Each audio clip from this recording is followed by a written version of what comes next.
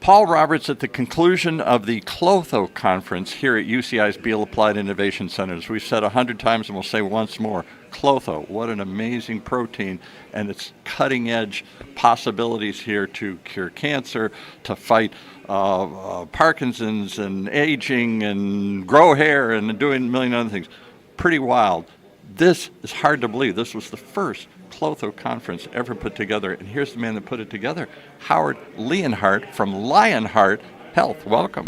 Well, first of all, I'm one of the people, of the many people that worked. Well, it was your inspiration. Yeah, right. It was a team that put it together, but you really have said for a while, as you've said to me, this is something that should be discussed and debated and dissected over and over again. This is life-changing.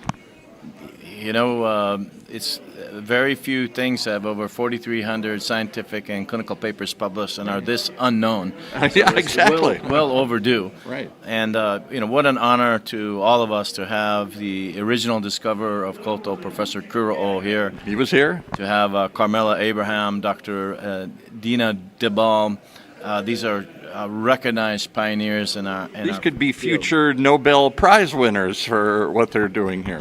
We mentioned in the conference that we may have had up to 3 Nobel Prize winners in this inaugural conference, and what an honor to us and to the other organizers who invited most of these esteemed speakers. Go see some of our other interviews with Howard. He works here at the same building we do, UCI Beall Applied Innovation Center. He's in the lab. I have our studio here.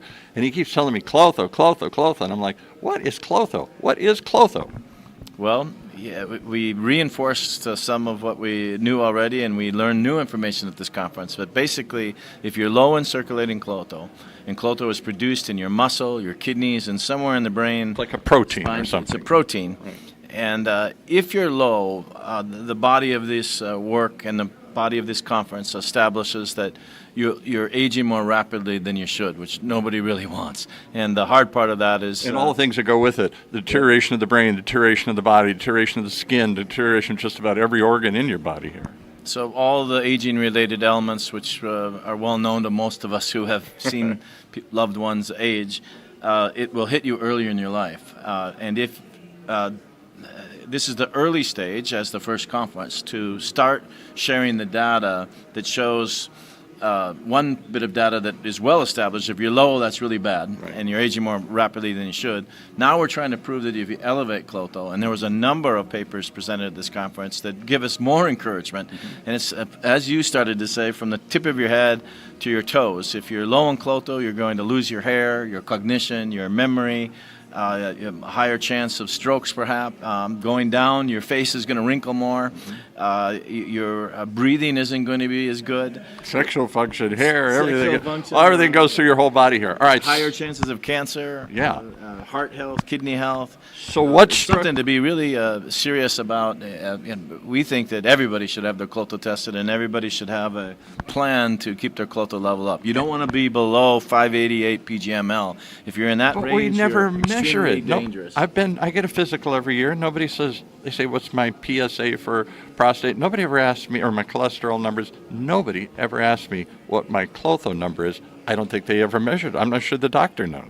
Well, that's part of our responsibility here of the leaders of the field and the conference participants. And the reason we held the conference is to try to increase that awareness. And, of course, we have regulatory bodies, and we have to navigate through, what can be said, what can be done. And we're trying to do that. We're trying to do it properly. Almost all the studies are institutional review board approved. Almost all of them have data safety monitoring boards. Almost all of them required patient consent. Oh yeah, this isn't anecdotal evidence. This is real research. It was hard for me to follow as they're showing charts of all the clinical trials and what happened and what didn't happen as they break all this stuff down. But the takeaway for me was KLOTHO could be kind of a magic switch that underlies all of this aging process. Is that too much to say? Well, we're the first to admit there's not one silver bullet that conquers aging, but we think it's a very important contributor.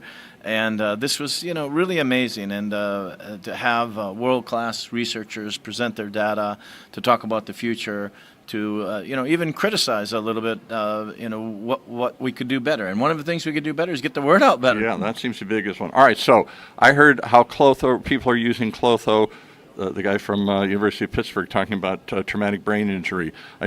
People were talking about gene therapy. They were talking about might kill cancer, how antioxidant, anti-inflammatory, and all the other fields, brain health, gut health, everything.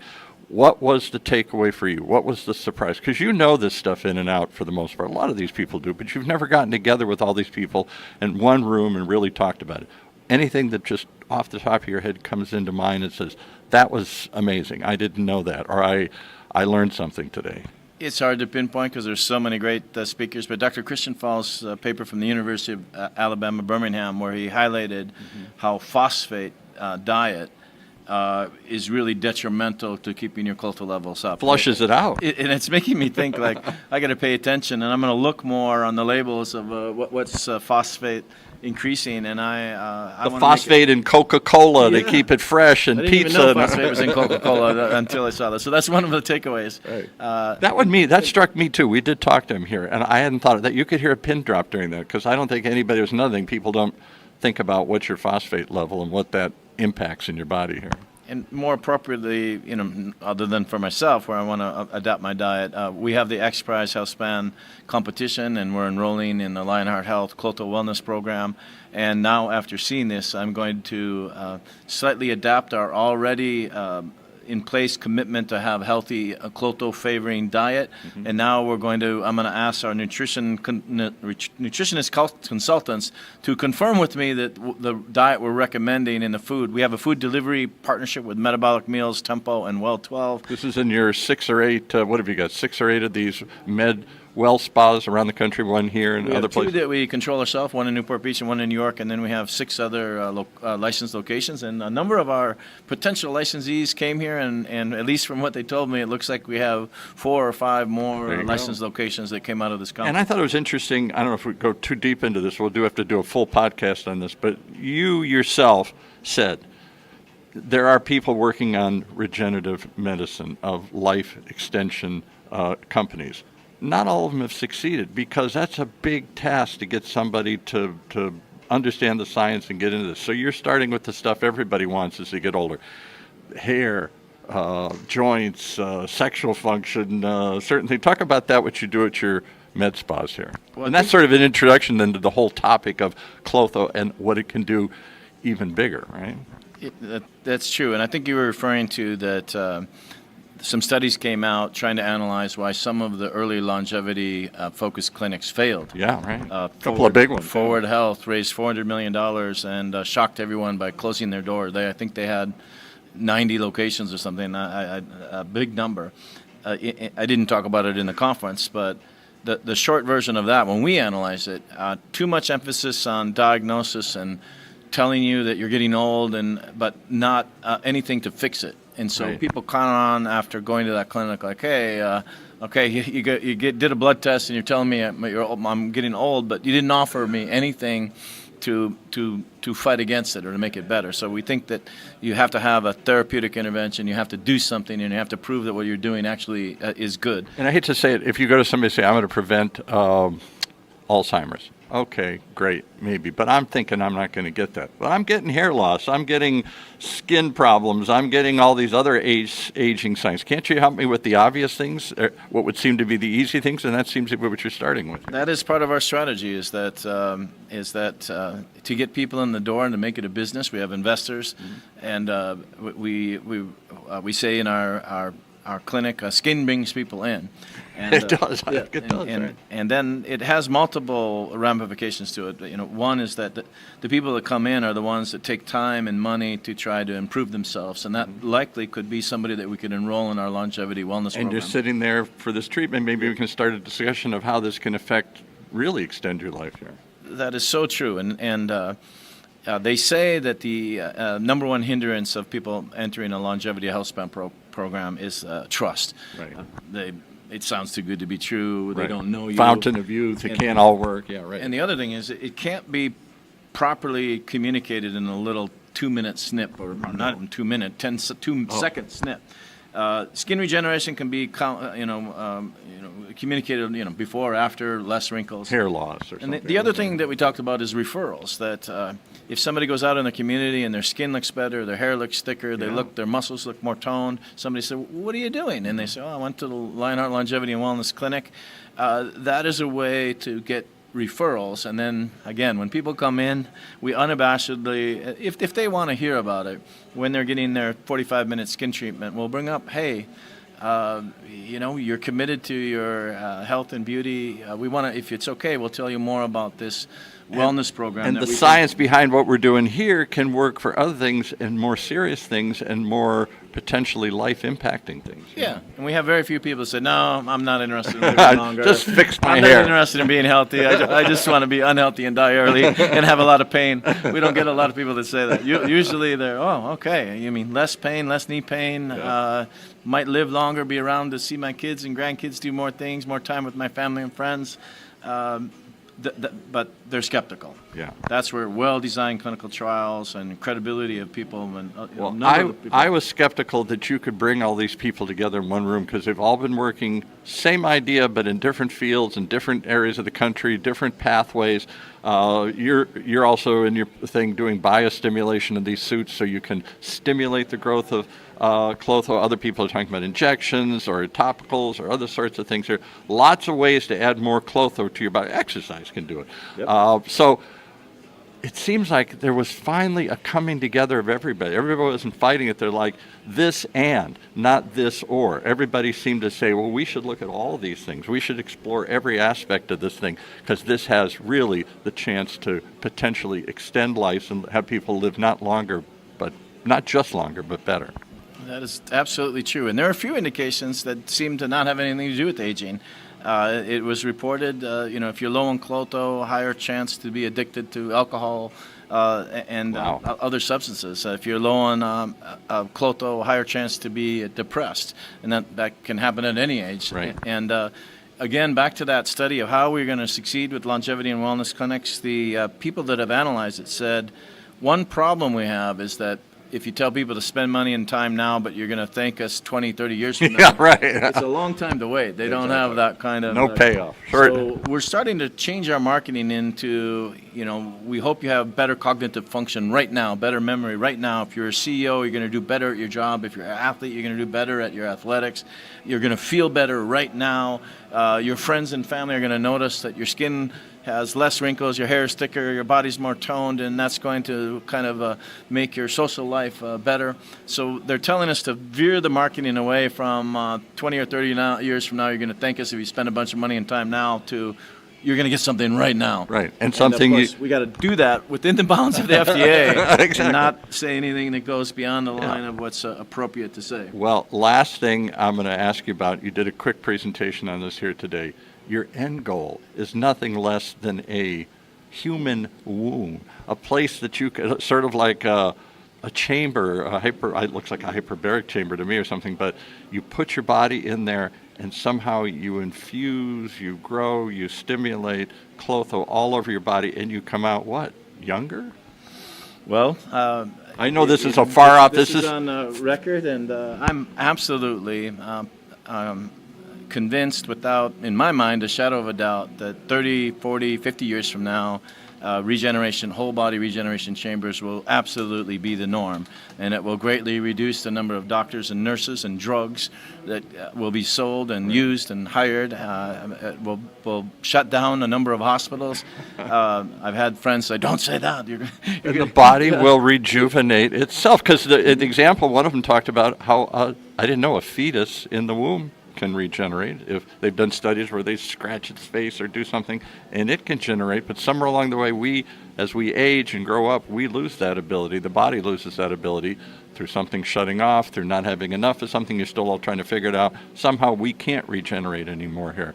Your hope is that we can regenerate, maybe not forever, but certainly to extend life and make life better.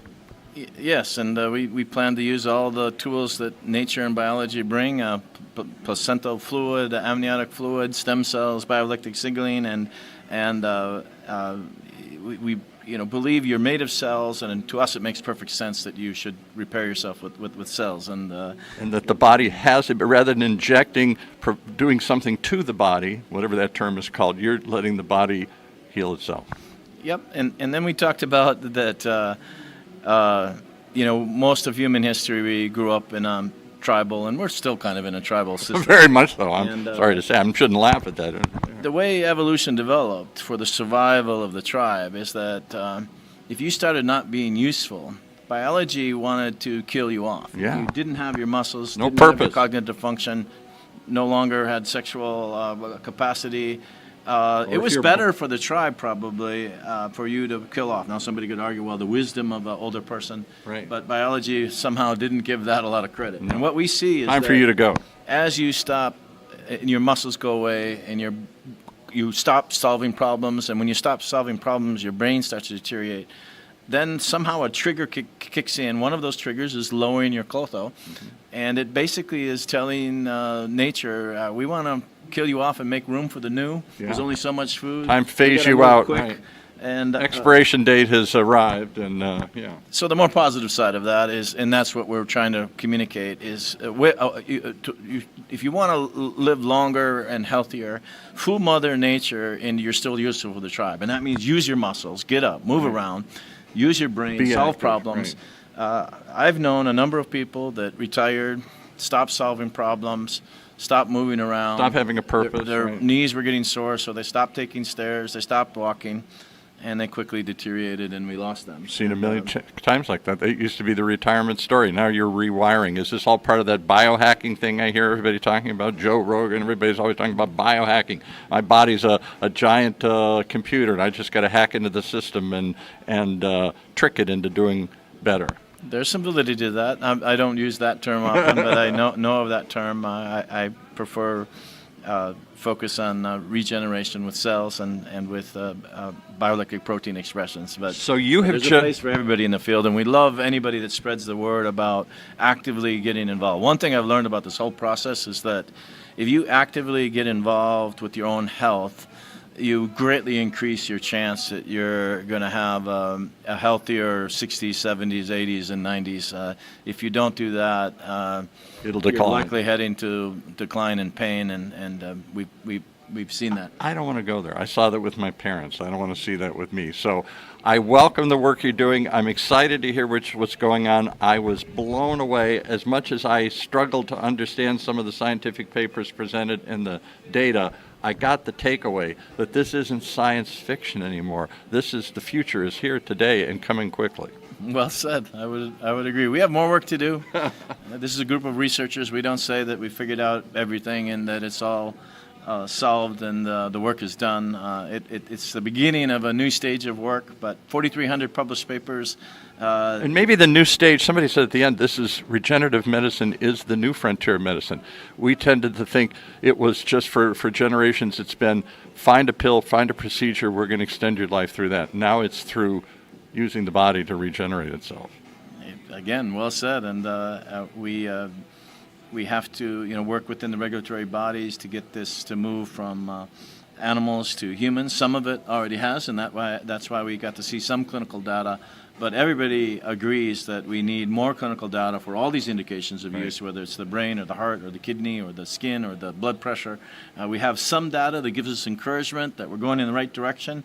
But we also Some confusion. Some confusion, and not all the results. So we just did some testing with the KLOTHO patch. I had to share with our group here that the KLOTHO patch first experiments failed. Right. We thought we could put a patch loaded with KLOTHO in a pod, and we could Stick it. electroporation, penetrate it into the muscle and get a good result, and we weren't getting even through the skin. So we got to go back to the drawing board if we're going to continue in that path, or we have to decide to discard that particular method and focus on something else. So not all the experiments we do turn out to work out. Well, this one did. What a conference, what a Thank you. success, an incredible two-day event here at UCI Beall's Applied Innovation Center. Brought to you by OC Talk Radio. I'm still reeling. I'm still trying to understand it, but stay tuned. We're going to bring you more updates on this amazing breakthrough and the work that's being done in this world as we report from the first KLOTHO conference. Thanks for watching, everybody.